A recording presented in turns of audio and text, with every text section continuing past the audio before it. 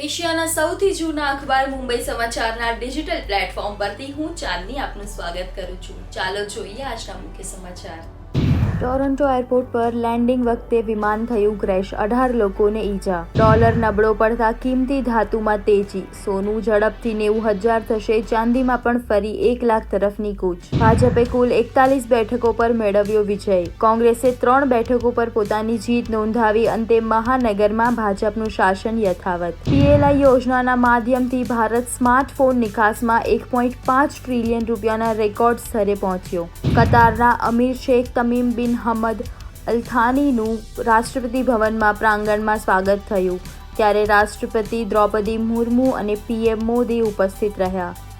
પ્રધાનમંત્રી નરેન્દ્ર મોદી હૈદરાબાદના હાઉસમાં કતારના અમીર શેખ તમીમ બિન હમાદ અલ થાની સાથે કર્યો સંવાદ. કેન્દ્રીય મંત્રી પિયુષ ગોયલ અને યુકેના ભૂતપૂર્વ વડાપ્રધાન રિશી સુનકને મળ્યા. આંતરરાષ્ટ્રીય વિકાસ માટે ભારત યુકે ભાગીદારીને વધુ મજબૂત બનાવવા પર વિચારોનું આદાન પ્રદાન થયું. અમદાવાદ એરપોર્ટ પર હવે પેસેન્જર્સ માટે સેલ્ફ બેગેજ ડ્રોપ સુવિધા સજ્જ થઈ. આ સુવિધામાં હાલમાં ઇન્ડિગો અને એર ઇન્ડિયાના મુસાફરો માટે ઉપલબ્ધ કરાઈ.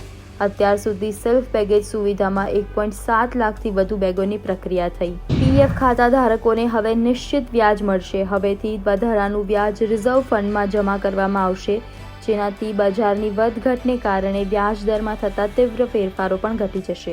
હવામાન વિભાગે આગાહી કરી છે કે મુંબઈમાં આ વખતનો ઉનાળો આકરો રહી શકે છે.